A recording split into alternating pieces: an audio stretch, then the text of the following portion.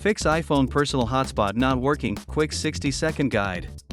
First, quick symptom checklist: hotspot missing, devices can't connect, or personal hotspot is grayed out. Check you have cellular data enabled and a carrier plan that allows tethering. Make sure airplane mode is off and Wi-Fi and Bluetooth are on for easier connections.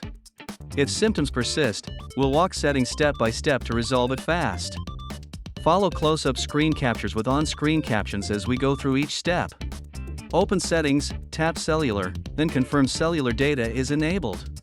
Tap Personal Hotspot and toggle Allow others to join off, wait 2 seconds, then back on.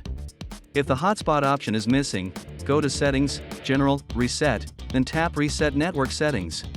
Note this clears saved Wi-Fi passwords. After reset, reconnect to your carrier and rejoin Wi-Fi. If problems continue, go to Settings, General, Software Update and install any iOS updates.